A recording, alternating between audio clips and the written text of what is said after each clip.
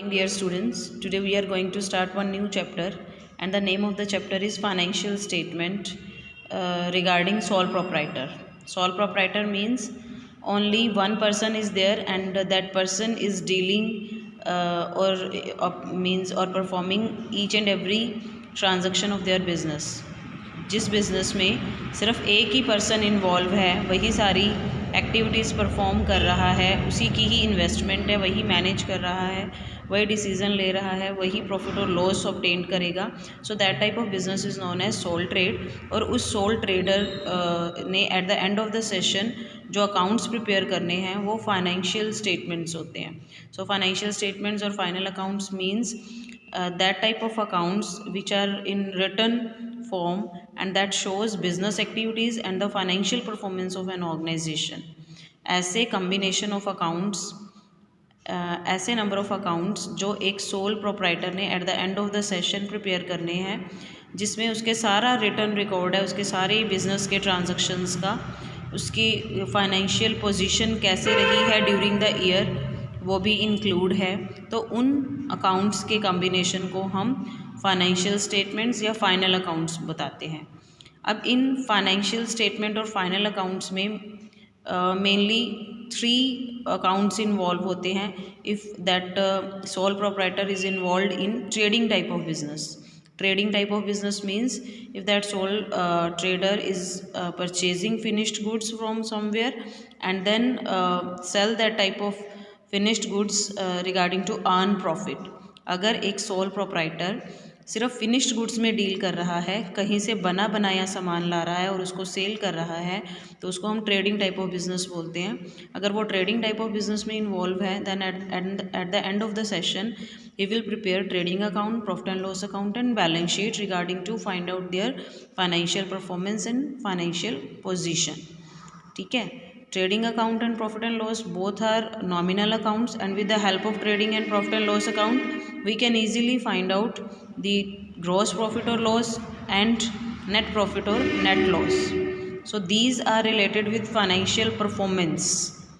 ठीक है. जैसे आप किसी एकेडमिक सेशन में आप अपना रिपोर्ट कार्ड लेते हो eight the end of the session, तो आपने जो भी टेस्ट ड्यूरिंग दैट सेशन दिए हैं, लाइक PT1 दिया है, PT2 दिया है, PT3 दिया है, टर्म 1 के एग्ज़ाम हैं, तो उस रिपोर्ट कार्ड में आपकी फाइनेंशियल परफॉर्मेंस शो होती है कि फुल ईयर आपने कैसे कैसे क्या क्या किन किन एक्टिविटीज़ में परफॉर्म किया. इन द सेम मैनर एक बिजनेस ऑर्गेनाइजेशन में ट्रेडिंग और प्रॉफिट एंड लॉस अकाउंट भी आपकी फाइनेंशियल परफॉर्मेंस को शो करेंगे. जैसे आपका रिपोर्ट कार्ड आपकी एकेडमिक परफॉर्मेंस को शो कर रहा है, वैसे ही एक बिजनेस ऑर्गेनाइजेशन में ट्रेडिंग अकाउंट और प्रॉफिट एंड लॉस अकाउंट आपके फाइनेंशियल परफॉर्मेंस को शो करते हैं. ड्यूरिंग द ईयर आपने कौन कौन सी बिजनेस में एक्टिविटीज़ की हैं और उनकी क्या परफॉर्मेंस आपने शो की है. In the same manner balance sheet is also a statement and that shows the financial position of the business organization. जैसे आपके रिपोर्ट कार्ड में at the end of the session आपका एक रैंक होता है, first position, second position, third position in the class और in the school. In the same manner balance sheet भी एक बिजनेस ऑर्गेनाइजेशन की फाइनेंशियल पोजीशन को शो करता है. Eight the end of the session what is the position of your capital, what is the position of debtors and closing stock and remaining items. ठीक है. कौन कौन सी आइटम्स की क्या क्या पोजीशन रही है वो फाइनेंशियल पोजीशन आपको बैलेंस शीट से फाइंड आउट होती है. Now the main is you have to prepare as a sole trader, you have to prepare trading, profit and loss and balance sheet at the end of the session regarding to find out the financial performance and the financial position. Now what is the main objective or what is the need and importance of these types of financial statements. हम क्यों बनाते हैं ये financial statements, इसका क्या objective है, क्या benefits हैं इनके. So if we want to find out the gross profit और gross loss then we have to prepare trading account. With the help of trading account we can easily find out the amount of gross profit or gross loss at the end of the session. Gross profit और gross loss means जो आपका product आपने purchase किया है उस पर अब तक के जितने भी एक्सपेंसेस आपने उसको सेलेबल बनाने के लिए किए हैं, उन एक्सपेंसेस से आपको प्रॉफिट हो रहा है या लॉस हो रहा है, we have to find out with the help of trading account. In the same manner, we can easily find out or ascertain net profit or net loss from profit and loss account. आपने जो profit and loss account prepare किया है, nominal account, second stage of final accounts, उसकी help से आप net profit और net loss find out कर सकते हो. And on this amount a sole proprietor is liable to pay their tax और pay other type of liabilities. ठीक है, ये नेट अमाउंट होता है जो आपने प्रोडक्ट परचेज़ किया है और उसको सेल किया है. उस सेल करने से आपको जो अमाउंट ऑफ प्रॉफिट या लॉस हुआ है एग्जैक्टली वो आप इजीली फाइंड आउट कर सकते हो नेट प्रॉफिट से. Next and the main benefit is you can easily compare your final accounts.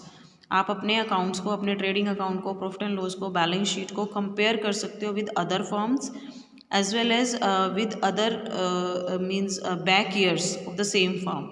ठीक है, आप अपने ऑर्गेनाइजेशन के लास्ट ईयर्स के profit and loss account, balance sheet और ट्रेडिंग अकाउंट से अपने करंट ईयर के डाटा को कंपेयर करके कंक्लूसिव रिजल्ट्स फाइंड आउट कर सकते हो.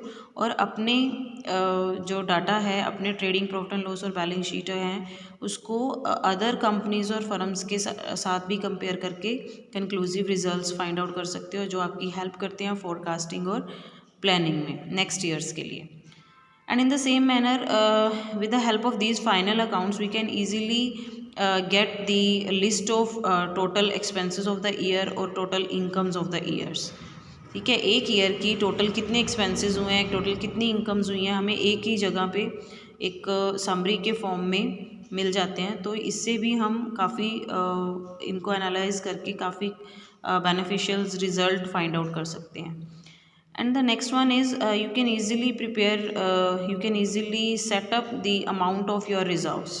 Reserves जो हैं वो अनफोर्सिन लाइबिलिटीज़ के लिए जो एक अमाउंट हम साइड पे रख लेते हैं प्रॉफिट का, उनको बोलते हैं. Means the amount of profit which is set aside for unforeseen type of liabilities in the future, so that amount is related with the reserves. तो वो हम कैसे रखेंगे साइड पे उस अमाउंट को फ्यूचर नीड्स के लिए, जब हमें एग्जैक्ट अमाउंट ऑफ प्रॉफिट या लॉस पता होगा सेशन का. And that exact amount of profit और loss we can easily find out with the help of profit and loss account. Next, you can easily find out some ratios which are very much beneficial for the business organization. कुछ accounting ratios होते हैं जो business के लिए बहुत ज़्यादा beneficial होते हैं, और वो हम फाइनेंशियल स्टेटमेंट को, फाइनल अकाउंट को एनालाइज करके ही फाइंड आउट कर सकते हैं. And with the help of these accounting ratio we can easily forecast for the next years. हम एनालाइज कर सकते हैं अपने फुल ईयर की परफॉर्मेंस और पोजीशन को, हम नेक्स्ट ईयर के लिए प्लान कर सकते हैं इन रेशोज़ की हेल्प से. और ये रेशोज़ आपको फाइनल अकाउंट्स के प्रिपेयर होने के बाद ही जो है कैलकुलेट हो सकते हैं. In the same manner, because these are the benefits और एडवांटेजेस और you can say objective needs for trading and profit and loss account, with the help of balance sheet we can easily benefited. And the main points of importance, objectives and needs of balance sheets are, very first is we can easily check out the financial position. हम balance sheet की help से अपनी financial position को checkout कर सकते हैं. Financial position को कैसे चेकआउट करेंगे? With the help of balance sheet we have the amount of capital at the end of the session. We have the list of fixed asset at the end of the session. We have the list of current assets and current liabilities as well as long term borrowings at the end of the session. Investments list is also there. तो हमें पता चल जाता है कि हम कहाँ stand कर रहे हैं as a business. So this statement is very much beneficial for the business organization. Next one is the same comparison is there, means we can compare the data of balance sheet of the current year with the last year's data, last year's balance sheet, or you can say with the other same type of business organizations balance sheets also. Next, we can easily find out the solvency position. Solvency means long term payment ability as well as short term payment ability of a business organization. अगर एक business पे emergency में अचानक से कोई liability arise हो जाती है, तो वो बिजनेस ऑर्गेनाइजेशन उस लाइबिलिटी को पे करने के लिए एबल है या नहीं, short term solvency position. And in the same manner अगर 4 और 5 ईयर्स के बाद कोई पेमेंट करनी है, ठीक है, और उस पेमेंट को करने के लिए बिजनेस प्रिपेयर है या नहीं है, उसकी कंडीशन है या नहीं उस पेमेंट को करने के लिए, that is related with the long term solvency position. So we can easily find out this type of solvency positions with the help of accounting ratios, और वो अकाउंटिंग रेशियोज आपको तभी मिलेंगे जब आपने बैलेंस शीट प्रिपेयर की होगी। So these are some benefits, objectives, needs and importance of financial statements. Now come to the practical aspect. So regarding practical aspect, first of all we have to prepare, as a sole trader we have to prepare trading account if we are doing trading type of business. अगर हम raw material में deal नहीं कर रहे, हम finished goods ला रहे हैं और उन फिनिश्ड गुड्स को ही सेल कर रहे हैं, so that type of business is trading type of business. And in trading type of business we have to prepare trading account at the very first stage of final accounts. Final accounts में सबसे पहले हमें trading account बनाना होगा अगर हम trading type of business में involve हैं। So this is the format of trading account. Very first term in debit side is opening stock, second one is purchases involve cash purchases as well as credit purchases. Then you have to subtract purchase return, or we can say that return outwards from the purchases. total purchases में से आपको return outwards और जिसको हम purchases return भी बोलते हैं, ये आपने माइनस करना होगा so that we can find out the net amount of purchase. Next and the third item is direct expenses. अभी डिटेल में करेंगे क्या होते हैं। And in credit side you have sales means cash sales plus credit sales, and we have to subtract the same sales return or return inwards from the sales to get the net amount of sale, and then closing stock in the credit side of trading account. ये 5 terms means 3 terms from debit side and 2 terms from credit side you have to write down in this manner. And after balancing this account we can get gross profit or gross loss. ठीक है, आप जब इसको balance करोगे, if the amount of sale and closing stock is in excess as compare to the opening stock purchases and direct expenses, then you will get net gross profit and you have to transfer that amount of gross profit in profit and loss account. If opening stock purchases and direct expenses amount is in excess as compared to the sale and closing stock, then you will get gross loss and you have to transfer this amount of gross loss into profit and loss account. Now one by one we will discuss these terms in detail. So very first term is opening stock. Opening stock means the closing stock of the last year. Previous year का ऐसा stock जो बिकने से बच गया था, बिका नहीं था, बच गया था, वो इस सेशन में बिजनेस में आया है। मींस लास्ट ईयर में बिना बिका रह गया था, तो इस सेशन में ऑब्वियसली हम उसको फेंकेंगे नहीं, उसको सेल करेंगे। So that amount of stock is opening stock. और ये स्टॉक आपका किसी भी टाइप का स्टॉक हो सकता है। अगर आप ने कुछ रॉ मटेरियल परचेज़ किया था तो वो रॉ मटेरियल हो सकता है। अगर आपके पास कुछ semi finish type of goods हैं तो सेमी फिनिश्ड गुड्स भी इसमें इन्वॉल्व होंगी। अगर फिनिश्ड गुड्स हैं only, then you have to write down here only finished goods stock. Clear? अगर एक बिज़नेस न्यू बिज़नेस है, then in that condition no opening stock is there, क्योंकि अगर इसी सेशन से बिज़नेस स्टार्ट हो रहा है तो लास्ट ईयर का कोई अनसोल्ड स्टॉक होगा ही नहीं, तो उस कंडीशन में आपके पास ओपनिंग स्टॉक की वैल्यू नहीं होगी। Okay, come to the next one. Next is the purchases. So purchases में परचेज अकाउंट का जो बैलेंस है वहाँ आपको कैश परचेज और क्रेडिट परचेज मिल जाएंगी, तो उस टोटल अमाउंट ऑफ परचेजेस को आपने यहाँ राइट करना है। Then you have to subtract purchase return and purchase return outwards. Means purchase return को ही हम रिटर्न आउटवर्ड्स भी बोलते हैं। तो दोनों में से जो भी परचेजेस आपको गिवन है, you have to subtract from total purchase. So after deleting or after subtracting purchase return or return outwards, some kinds of goods if given as a charity by the sole trader, अगर sole trader ने कुछ goods को दान में दे दिया है, donation में दे दिया है, चैरिटी में दे दिया है, तो उनकी भी अमाउंट को आपने यहाँ पे सब्ट्रैक्ट करना है, क्योंकि वो ट्रेडिंग एक्टिविटीज़ में इन्वॉल्व नहीं हुआ है वो गुड्स, ठीक है, तो ये माइनस हो जाएंगी। Goods given as a samples, free samples के रूप में हमने अगर गुड्स को डिस्ट्रीब्यूट कर दिया है तो वो आपके एडवर्टीज़मेंट एक्सपेंस में इन्वॉल्व होनी चाहिए, तो वो यहाँ पे नहीं आएंगी, क्योंकि आपने उसमें ट्रेडिंग नहीं किया है, आपने उसको बेचा नहीं है, वो आपने फ्री में सेल की है। इसी टाइप से चैरिटी भी आपने गुड्स को सेल नहीं किया, ट्रेड नहीं किया, तो इन दोनों को हम यहाँ पे माइनस कर देंगे। इन the same manner goods taken by the proprietor for their personal use, अगर गुड्स को बिज़नेस के ऑनर ने अपने कुछ पर्सनल यूज़ के लिए निकाल लिया है बिज़नेस में से, so that is treated as the drawing for that person, तो इस टाइप की गुड्स को भी हम यहाँ पे नहीं लेंगे। अब यहाँ गुड्स होती क्या है ये ध्यान रखना। Goods means the products in which that business man is dealing, अगर बिज़नेस जो है फर्नीचर का किया जा रहा है तो फर्नीचर और उससे रिलेटेड सारी आइटम्स जो हैं वो आपकी गुड्स होंगी।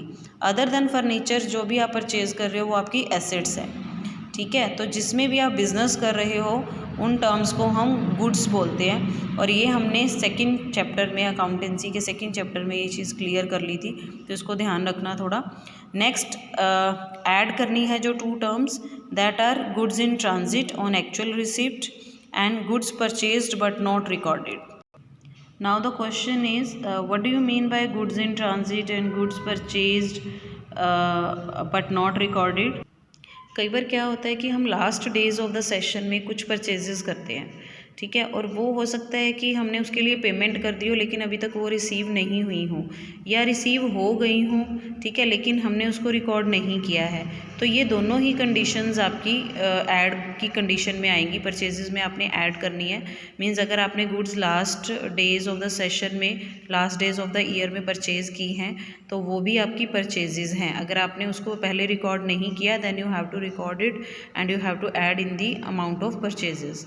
बट अगर आपकी गुड्स अभी आपके पास आई नहीं है, you have paid for that but that type of goods are in transit, अगर वो गुड्स अभी रास्ते में हैं, आपने पेमेंट कर दी है, आपने परचेज़ कर दिया था उसको, ठीक है, तो उस कंडीशन में वो गुड्स आपकी एसेट्स हैं, बैलेंस शीट्स में जाएंगी, बैलेंस शीट में गुड्स इन ट्रांजिट में जाएंगी, क्लियर। एंड सेकेंडली अगर आपने पे कर दिया तो कैश रिड्यूस हो जाएगी, अगर आपने अभी पे नहीं किया है उसको कि गुड्स आने के बाद, मिलने के बाद पे करेंगे, तो उस कंडीशन में वो आपके क्रेडिटर्स में शो हो जाएंगी liability side of balance sheet में। मींस आपकी जो जर्नल एंट्री है इस ट्रांजैक्शन की वो goods in transit account debit to creditors account करके रहेगी। लेकिन आपने इन दोनों टाइप की गुड्स को, ठीक है, चाहे आपके पास आ गई हैं, एंड डेज में परचेज़ की थी, ठीक है, चाहे आपके पास अभी नहीं आई है लेकिन आपने उसके लिए पेमेंट कर दी है, या पेमेंट अभी क्रेडिट बेसिस पे आपने परचेज़ की है, तो दोनों ही कंडीशन में आपकी परचेजेस में इन्वॉल्व होंगी। So net purchases is equal to total purchases. Total purchases आपने कैसे निकालनी है? With the help of this table. यहाँ से आपके पास जो है टोटल परचेजेस आएंगे, और टोटल परचेजेस में से अगर आपने ये लेस कर दिया और ऐड कर दिया इन टर्म्स को, 4 आइटम्स को आपने लेस करना है और 2 टर्म्स को आपने ऐड करना है अगर क्वेश्चन में गिवन है तो, then you can easily find out the amount of net purchase. So after net purchase we have to find out the amount of direct expenses. So firstly we have to know the meaning of direct expenses. Direct expenses होते क्या हैं? Means the expenses which are directly related with the product.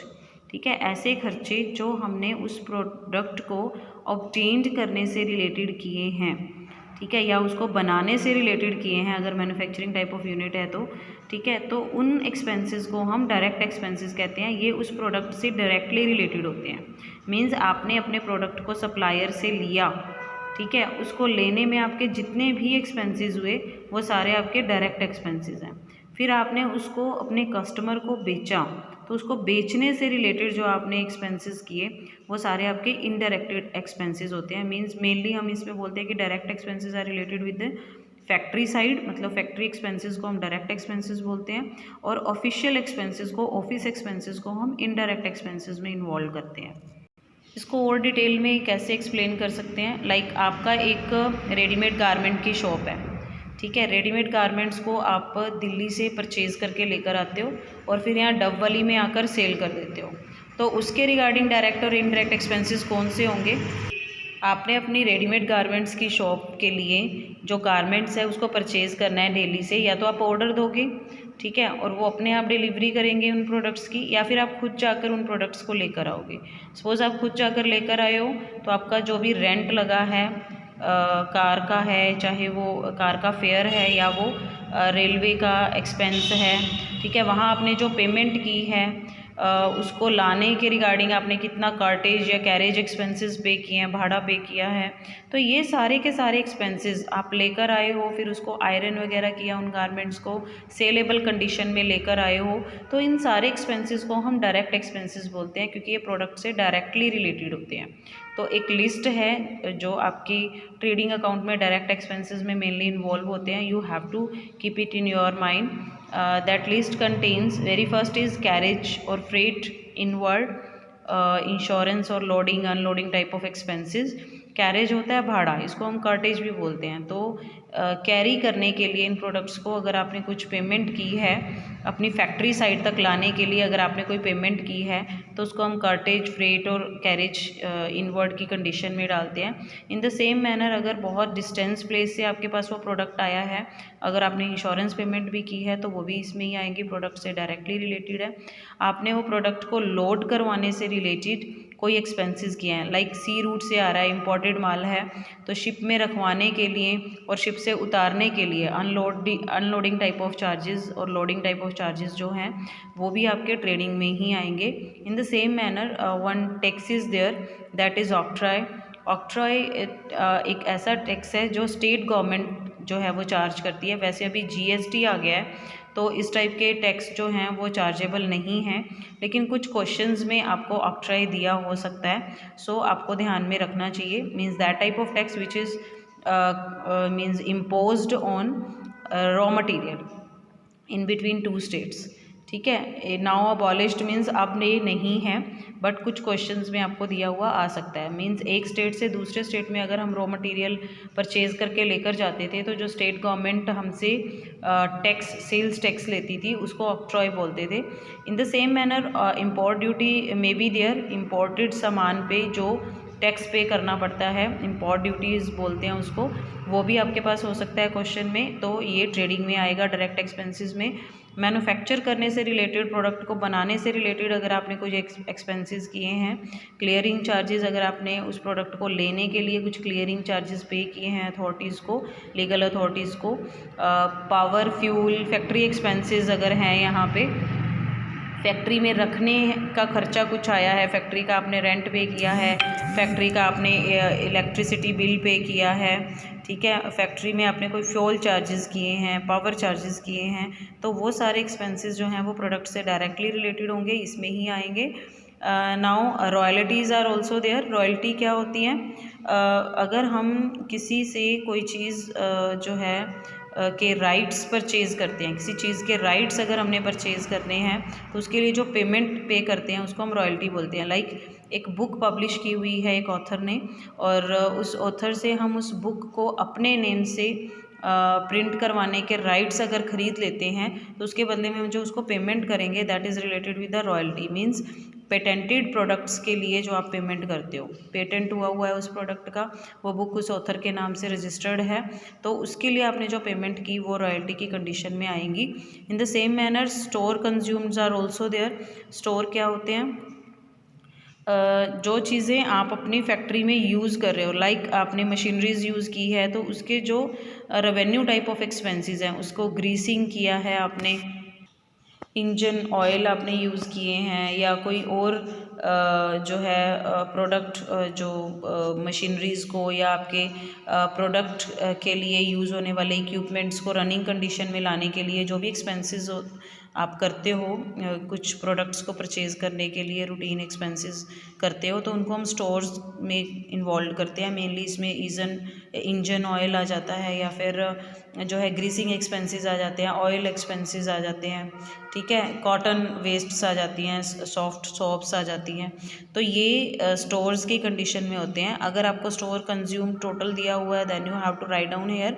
अगर आपको opening store और purchases and closing amount given है तो उस condition में ओपनिंग मतलब लास्ट ईयर का जो स्टोर बचा हुआ प्रोडक्ट पड़े थे वो, और इस सेशन में आपने जितने परचेजेस किए हैं स्टोर के उन दोनों को ऐड करके closing stock means eight the end of the session जो यूज़ नहीं हुआ, कंज्यूम नहीं हुआ स्टोर्स का मटेरियल, वो आप माइनस कर दोगे।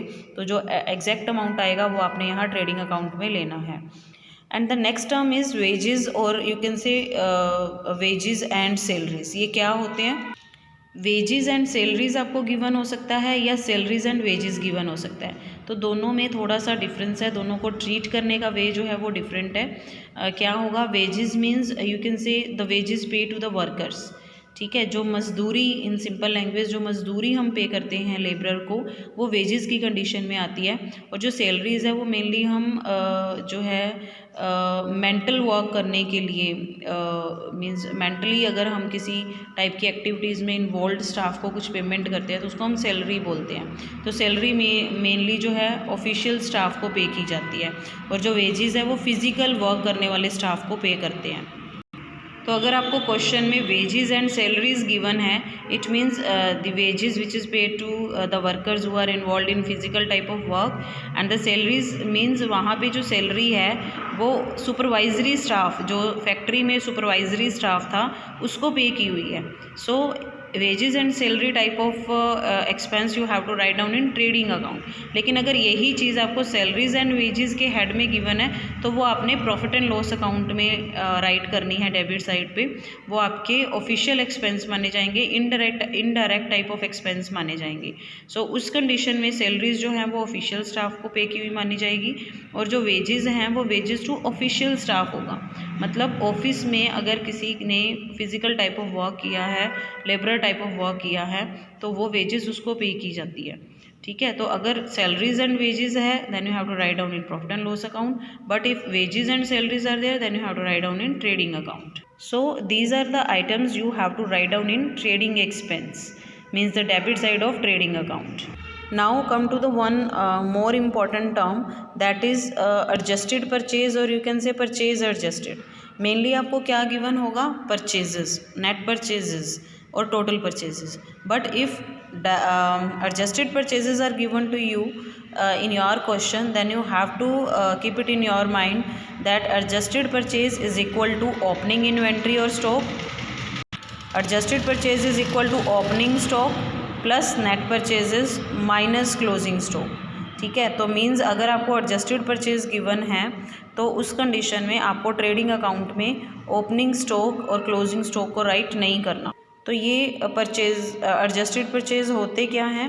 मेनली जो क्लोजिंग स्टॉक है उसको हम eight the end of the session जो है मेज़र करते हैं, कॉस्ट वैल्यू और market value which ever is less के पॉइंट ऑफ व्यू से।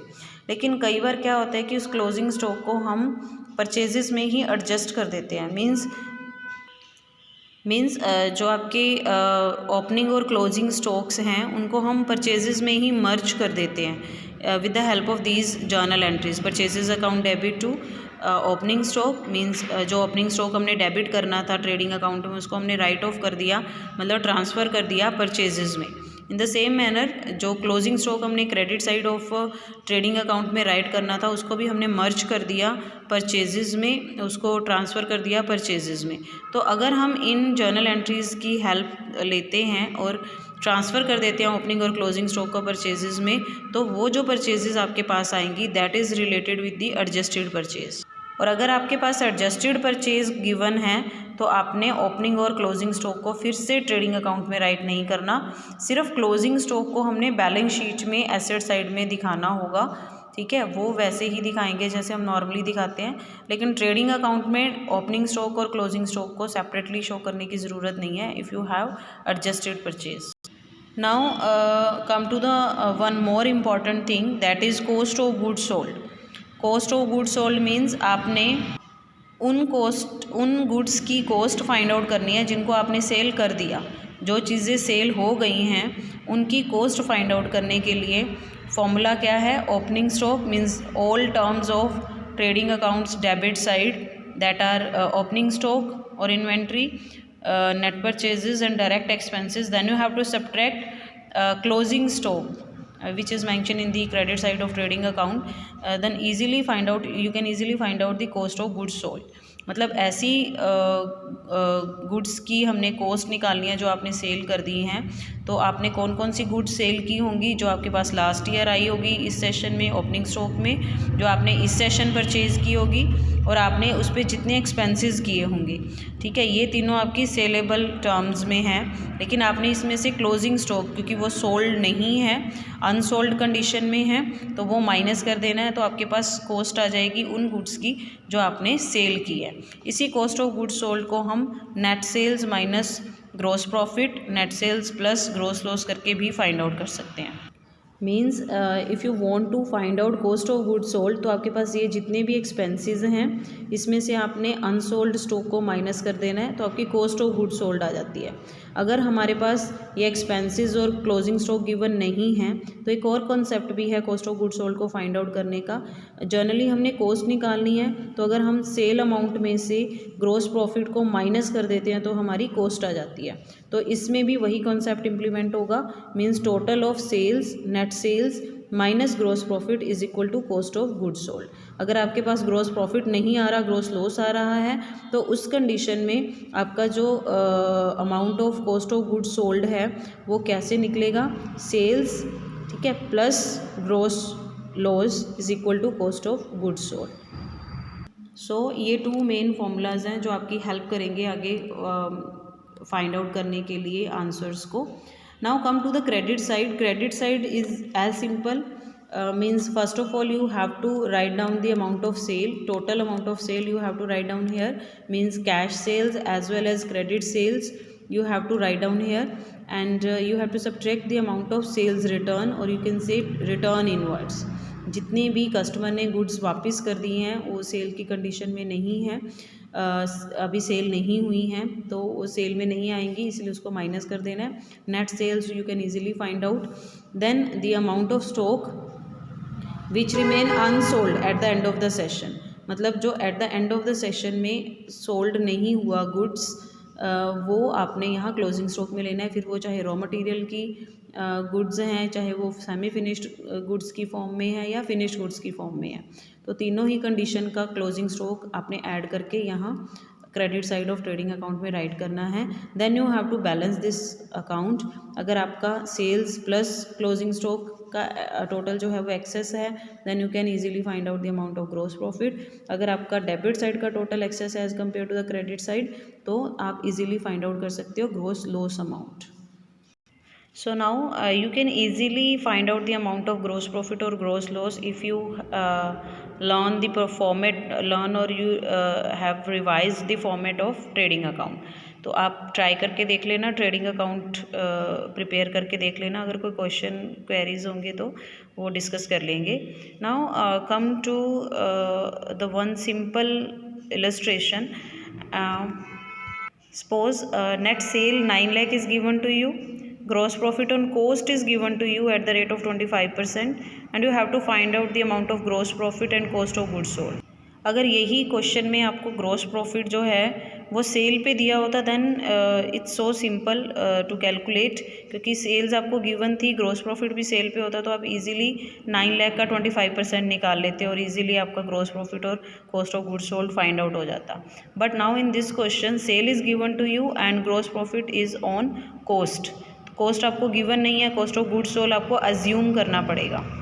यहाँ अज्यूम करने के 2 मेथड्स हैं। आप एक्स एज्यूम करके कर सकते हो और 100 रुपीज़ एज्यूम करके भी कर सकते हो। तो मैं दोनों वेज से आपको करवा रही हूँ, जिससे आपको इजी लगे उस वे से आप कर सकते हो। So assume that cost of goods sold is rupees X, then GP is 25% on cost. So cost आपकी क्या है, एक्स, तो एक्स का 25% मीन्स x/4। अब सेल क्या होंगी, कॉस्ट प्लस ग्रॉस प्रॉफिट, तो sales is equal to cost है आपकी x और ग्रॉस प्रॉफिट है x/4। x plus x/4 is equal to 5x/4। 5x/4 आपकी क्या आ गई है, सेल्स। अब सेल्स आपको गिवन है ऑलरेडी क्वेश्चन में, वो है 9 लाख की। So both are similar terms, तो हम दोनों को सेम रख सकते हैं। 5x/4 is equal to 9 lakh. Now by cross multiplying we get 5x is equal to 36 lakh. So x की वैल्यू यहाँ पे आ जाएगी 7,20,000। So cost of goods sold is equal to 7,20,000. Now you can easily find out the amount of gross profit, that is 25% of x. So x amount is 7,20,000. So you have to find out the 25% of 7,20,000. So that is 1,80,000. So gross profit is 1,80,000 and cost of goods sold is 7,20,000. But suppose कुछ students को x से LCM लेना और x से tough लगता है, then in that condition you can easily find out with the help of ₹100. Let's assume that the cost of goods sold is ₹100. तो GP क्या है, GP is 25% of cost. Cost आपकी 100 है तो 100 का 25% GP होगा, मीन्स ₹25 इज GP.